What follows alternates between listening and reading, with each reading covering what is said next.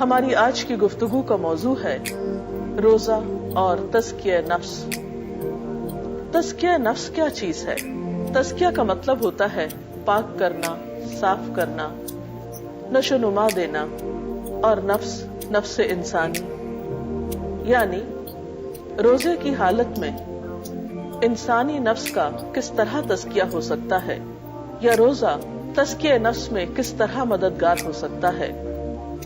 حقیقت یہ ہے کہ انسان کی کامیابی کا دار و مدار ہے ہی تزکیہ نفس پر۔ قرآن پاک میں اللہ سبحانہ و تعالیٰ فرماتے ہیں قد افلح من تزکا، یقیناً فلاح پا گیا جس نے پاکیزگی اختیار کی، جس نے اپنا تزکیہ کیا۔ ایک اور جگہ پر آتا ہے قد افلح من زکاہا وقد خاب من دساہا، یقیناً کامیاب ہوا وہ جس نے اس کو پاک کر لیا، اور ناکام ہوا جس نے اس کو دبا لیا۔ جو شخص تزکیہ نفس اختیار کرتا ہے اس کا فائدہ اسی کو پہنچتا ہے۔ اللہ تعالیٰ فرماتے ہیں وَمَن تَزَكَّى فَإِنَّمَا يَتَزَكَّى لِنَفْسِهِ وَإِلَى اللَّهِ الْمَصِيرُ، جو شخص بھی پاکیزگی اختیار کرتا ہے اپنی ہی بھلائی کے لیے کرتا ہے، اور پلٹنا سب کو اللہ ہی کی طرف ہے۔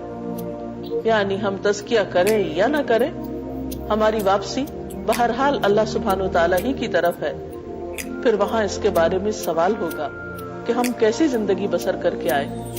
قرآن پاک کا مطالعہ کریں تو یہ بات سمجھ میں آتی ہے کہ اللہ سبحانہ وتعالی نے انبیاء علیہم السلام کو اسی مقصد کے لیے بھیجا کہ وہ انسانوں کا تزکیہ کریں۔ خود نبی صلی اللہ علیہ وسلم کے بعثت کے مقاصد میں یہ بات قرآن پاک میں بیان کی گئی۔ ارشاد باری تعالیٰ ہے هو الذی بعث فی الامیین رسولا منہم یتلو علیہم آیاتہ ویزکیہم ویعلمہم الکتاب والحکمہ وإن كانوا من قبل لفی ضلال مبین۔ وہ اللہ وہ ذات ہے جس نے امی لوگوں میں ایک رسول انہی میں سے بھیجا جو ان کو اس کی آیات پڑھ کر سناتا ہے، ان کا تزکیہ کرتا ہے، ان کو کتاب و حکمت کی تعلیم دیتا ہے، اور بے شک اس سے پہلے وہ کھلی گمراہی میں مبتلا تھے۔ تو گویا گمراہی سے نکالنے کا کام کس طریقے پر کیا آپ صلی اللہ علیہ وسلم نے؟ تعلیم اور تزکیہ دونوں طریقوں سے۔ اور یہ ایک حقیقت ہے کہ صرف علم تزکیہ نہیں کرتا جب تک کہ ایسے لوگ موجود نہ ہوں جو صحیح معنوں میں انسانوں کے اخلاق کی تربیت کرتے ہوں، ان کے نفس کا تزکیہ کرتے ہوں۔ جیسا کہ پہلے بھی عرض کیا گیا کہ تزکیہ کا لفظی معنی ہوتا ہے پاک اور صاف کرنا، صاف ستھرا بنانا، بڑھانا، نشو نما کرنا، پروان چڑھانا، جھاڑ جھنکار اور بیکار نکالنا۔ تو اس طرح اس مفہوم سے تزکیے کے دو رخ سامنے آتے ہیں۔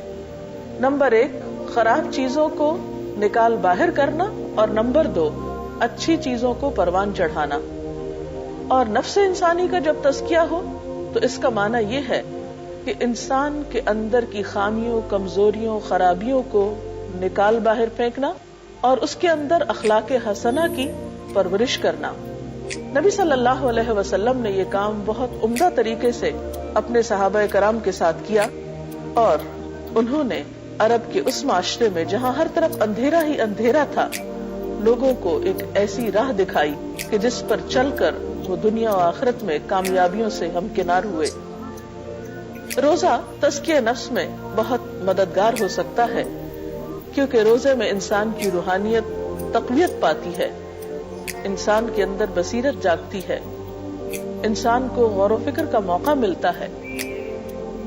روزہ انسان کو ایک خاص قسم کا نور اور روشنی عطا کرتا ہے، جس میں انسان اپنی خامیوں کو خود دیکھنے لگتا ہے، اسے اپنے گناہوں کا اعتراف ہونے لگتا ہے۔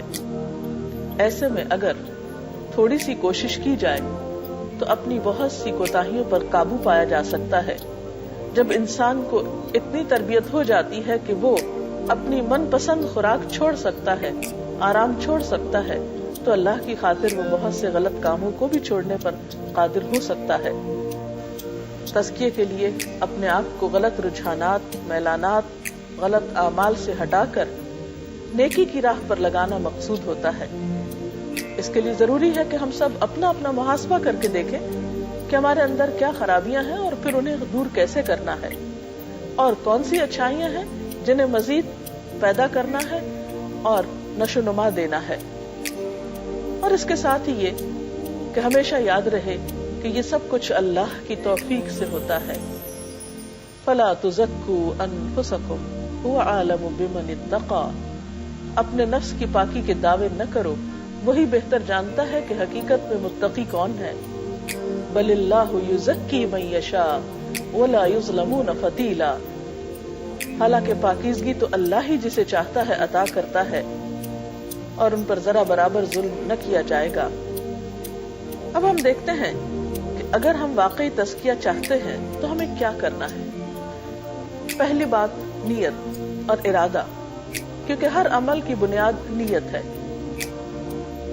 جب ہمیں اس چیز کی اہمیت پتہ چل گئی تو اب ہمیں نیت کرنا ہے کہ ہمیں اپنا تزکیہ کرنا ہے، کیونکہ رمضان تزکیہ کا ایک بہترین موقع ہے۔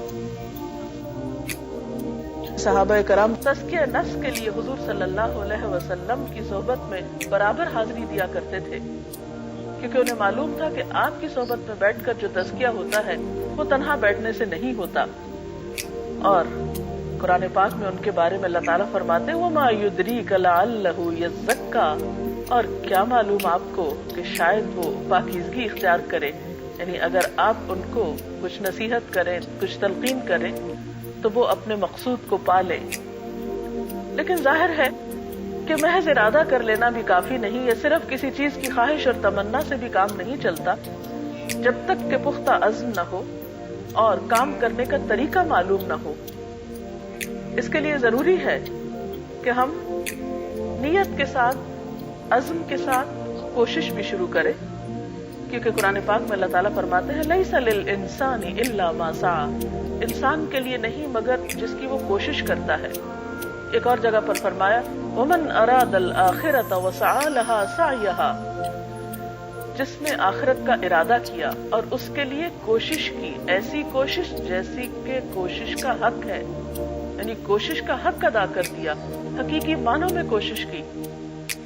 تو یہ دیکھتے ہیں کہ کس چیز کی کوشش۔ پہلی بات اصلاح قلب کی کوشش، اپنے دل کی صفائی کرنے کی طرف توجہ دی جائے۔ آپ صلی اللہ علیہ وسلم نے فرمایا سنو، انسان کے جسم میں گوشت کا ایک لوتھڑا ہے، اگر وہ درست ہے تو سارا جسم درست ہے، اور اگر وہ فاسد ہے تو سارا جسم فاسد ہے۔ سنو، وہ دل ہے۔ اس لیے جب تک دل کی اصلاح نہ ہو، دل کا بگاڑ درست نہ ہو، اس کی ٹیڑھ درست نہ ہو، تزکیہ نہیں ہو سکتا۔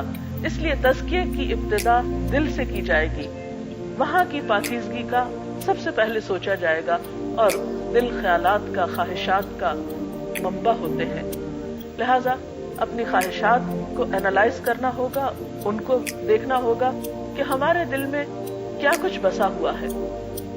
پھر اسی طرح منفی رجحانات کو دیکھنا ہوگا کہ کہیں ہمارے اندر ایسے جذبات تو نہیں جو منفی رویے جنم دیتے ہوں، حسد، بغض، کبر، نفرت، ان تمام چیزوں سے دل کو صاف کرنا ہوگا۔ نبی صلی اللہ علیہ وسلم نے فرمایا حقیقت میں فلاح پائی اس شخص نے جس کے دل کو اللہ نے ایمان کے لیے خالص کر دیا اور جسے قلب سلیم عطا کیا، کیونکہ اگر دل کی گندگی دور ہوگی تو ہی ایمان کا نور وہاں پر سما سکے گا۔ ایک اور حدیث میں آتا ہے ان اللہ لا ينظر الى صورکم واموالکم ولكن ينظر الى قلوبکم واعمالکم، کہ اللہ تعالیٰ تمہاری صورتوں اور تمہارے مالوں کو نہیں دیکھتا بلکہ وہ تمہارے دلوں اور تمہارے اعمال کو دیکھتا ہے۔ تو عمل سے پہلے بھی دل کو دیکھتا ہے کہ اندر کیا ہے۔ پھر اسی طرح دل کے اس صفائی کے ساتھ ساتھ اللہ تعالیٰ کے ساتھ گہرا تعلق قائم کرنے کی ضرورت ہے، اور اس میں ہر روز اپنا محاسبہ کرنے کی ضرورت ہے کہ انسان ہر روز رات کو سونے سے پہلے چند لمحات اپنے لیے ضرور نکالے اور یہ دیکھے کہ اس نے آج کون سا ایسا کام کیا ہے جس کے نتیجے میں اسے اللہ تعالیٰ کا قرب حاصل ہوا ہے، اللہ تعالیٰ کی محبت میں کیا اضافہ ہوا ہے، نیک کاموں کا کیا شوق بڑھا ہے، یا یہ کہ دل پر غفلت جیسی رمضان سے پہلے تھی ویسی ہی چھائی ہوئی ہے۔ اور یاد رکھیے کہ اگر آج ہم اپنا محاسبہ نہیں کریں گے تو کل تو حساب ہونا ہی ہے. اسی لیے کہا گیا حاسبوا قبل ان تحاسبوا، اپنا حساب خود کر لو اس سے پہلے کہ تمہارا حساب کیا جائے. اسی طرح نیکی کے وہ تمام اعمال انسان کے لیے تزکیہ میں مددگار ہوتے ہیں جنہیں اللہ تعالیٰ نے فرض کے درجے میں رکھا ہے. فرائض کی ادائیگی کے علاوہ نفل کی ادائیگی بھی انسان کو اللہ تعالیٰ کا قرب عطا کرتی ہے اور برائیوں سے دور رہنے میں مددگار ہوتی، کیونکہ نفل انسان کی زندگی کا بہت سا وقت لے لیتے ہیں. جب انسان ان کی ادائیگی میں مشغول ہوتا ہے تو ایسے میں انسان کو بہت سی برائیوں سے بچنے کا موقع ملتا ہے. پھر اسی طرح دعا اس کام میں بہت مددگار ہوتی ہے. نبی صلی اللہ علیہ وسلم نے یہ دعا سکھائی، اللہم آت نفسی تقواها وزکھها انت خیر من زکاها انت ولیہا ومولاہا. اے اللہ میرے نفس کو اس کی پرہیزگاری عطا کر اور اس کو پاک کر، یعنی اس کا تزکیہ کر دے. کیونکہ پیچھے آپ نے سنا کہ بل اللہ یزکی من یشاء، اللہ ہی جسے چاہتا ہے پاک کرتا ہے. تو حقیقت میں تزکیہ اس کی طرف سے عنایت ہوتا ہے، کوشش آپ کی لیکن عنایت اس کی. تو اس کے لیے دعا ضروری ہے کہ اللہ میرے دل کو پاکیزگی عطا کر. انت خیر من زکاہا، تو سب سے بہتر نفس کو پاک کرنے والا ہے. انت ولیہا و مولاہا، تو ہی اس کا کارساز اور مالک ہے. اس لیے اس دعا کی کثرت آپ کو فائدہ دے گی. اس کے علاوہ نیک لوگوں کی صحبت بہت ضروری ہے. جب تک آپ اچھی مجلسوں میں شرکت نہیں کریں گے، اچھے لوگوں کے پاس نہیں بیٹھیں گے، اس وقت تک آپ کا تزکیہ ہو نہیں سکتا. کیونکہ تزکیہ کے لیے انسان مددگار ہوتے ہیں. وتواصوا بالحق وتواصوا بالصبر، ایک دوسرے کو حق کی تلقین کرتے رہنا. کیونکہ انسان بنیادی طور پر جب دوسروں کو اچھا کام کرتے ہوئے دیکھتا ہے تو اس کے دل میں بھی شوق پیدا ہوتا ہے. لیکن اگر انسان ایسی مجلس میں ہے، ایسے ماحول میں ہے، ایسے لوگوں میں رہتا ہے جہاں کوئی بھی اللہ کا نام لینے والا نہیں، جہاں اس کا کوئی ذکر نہیں کرتا، جہاں کوئی خیر اور بھلائی کی بات نہیں کرتا، تو انسان کے لیے پھر ایسے ماحول میں نیکی کرنا دشوار ہو جاتا ہے، مشکل ہو جاتا ہے. اس لیے اپنی روزمرہ کی روٹین میں، مشغولیت میں سے کچھ نہ کچھ وقت ضرور نکالنا چاہیے کہ روزانہ یا ہفتے میں کم از کم ایک بار ایسی مجلسوں میں حاضر ہوں جہاں اللہ اور اس کے رسول صلی اللہ علیہ وسلم کا ذکر کیا جاتا ہو، قرآن پاک پڑھایا جاتا ہو، سیکھا سکھایا جاتا ہو، تاکہ انسان کا تزکیہ ہوتا رہے اور اس کے اندر نیکی کے جذبات پروان چڑھتے رہیں. تزکیہ میں خاص طور پر جس چیز کی ہمیں کوشش کرنی ہے وہ زبان کی اصلاح ہے. کیونکہ انسان جب تک اپنی زبان کی اصلاح نہیں کرتا اس وقت تک تزکیہ کا عمل مکمل نہیں ہوتا. عموماً دل کی طرف تو ہم توجہ کرتے ہیں لیکن بسا اوقات ظاہر کی طرف توجہ بھول جاتے ہیں. آپ صلی اللہ علیہ وسلم نے فرمایا، اکثر لوگ اپنی زبان اور شرمگاہ کی حفاظت نہ کرنے کی وجہ سے جہنم میں جائیں گے. حضرت معاذ کی حدیث میں آتا ہے کہ اللہ کے رسول صلی اللہ علیہ وسلم نے ان سے فرمایا، اس زبان کو بند رکھو. انہوں نے عرض کیا، اے اللہ کے رسول صلی اللہ علیہ وسلم، کیا ہم سے زبان کی باتوں پر بھی پوچھو گی، مواخذہ ہوگا؟ آپ نے فرمایا، معاذ تیری ماں تجھے گم کرے. یہ ایک ڈانٹ تھی، پیار کی. جہنم میں منہ کے بل زبان کی کٹائی کے علاوہ اور کون سی چیز لوگوں کو گرائے گی؟ یعنی انسان کی زبان سے نکلی ہوئی باتیں ہی ہیں جو اس کے لیے بھیانک انجام لیے ہوئے ہوں گی.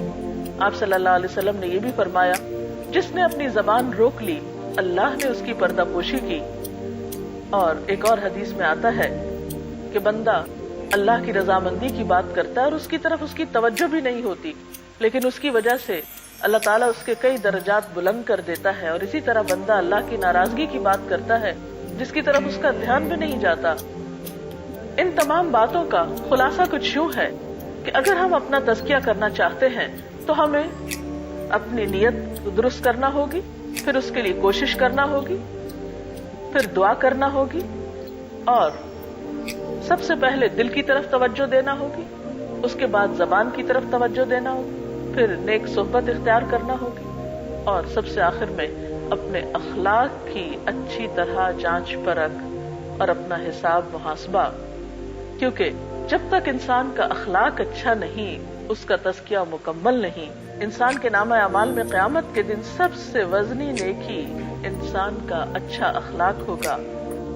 آخر میں اللہ تعالیٰ سے دعا ہے کہ اللہ تعالیٰ ہمیں اس رمضان میں تزکیہ نفس جیسی دولت سے نوازے. وآخر دعوانا ان الحمد للہ رب العالمین.